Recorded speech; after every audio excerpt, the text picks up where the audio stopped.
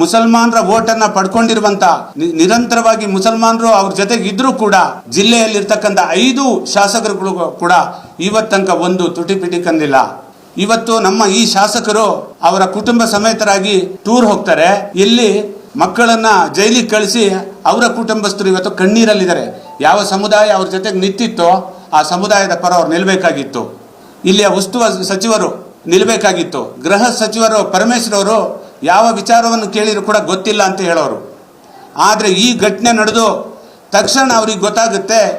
ಈ ರೀತಿ 1-2 FIR ದಾಖಲಾಗುತ್ತೆ. ಆದರೆ ಮುಸಲ್ಮಾನರ ಮೇಲೆ ದಾಖಲಾಗಿರುವಂಥ ಒಂದು ಪ್ರಕರಣದ ಬಗ್ಗೆ ಮಾತ್ರ ಅವ್ರು ಮಾತಾಡ್ತಾರೆ, ಅಟ್ರಾಸಿಟಿ ಕೇಸ್ ಆಗುತ್ತೆ ಅಂತೇಳಿ. ಈ ತಪ್ಪು ಮಾಹಿತಿಯನ್ನು ಕೊಟ್ಟಿರುವಂಥ ಅಧಿಕಾರಿ ಇಮಿಡಿಯೇಟ್ಲಿ ಸಸ್ಪೆಂಡ್ ಆಗಬೇಕು. ಗೃಹ ಸಚಿವರು ಕೂಡ ಕ್ಷಮೆಯನ್ನು ಕೇಳಬೇಕು. ಇಲ್ಲಿಯ ಉಸ್ತುವಾರಿ ಸಚಿವರು ಕೂಡ ಬಂದು ಇದು ಏನಾಗಿದೆ ಅನ್ನೋದನ್ನು ಪತ್ರಿಕಾಗೋಷ್ಠಿ ಮಾಡಿ ಜನರಿಗೆ ತಿಳಿಸ್ಬೇಕು. ನಿಜವಾಗ್ಲೂ ಇವರು ಜಾತ್ಯತೀತರ, ಇವರು ಜನಪರವಾಗಿದ್ದಾರಾ? ಇಲ್ಲಿಯ ಕಾಂಗ್ರೆಸ್ ಮತ್ತು BJP ಒಂದು ನಾಣ್ಯದ 2 ಮುಖಗಳಿದೆ.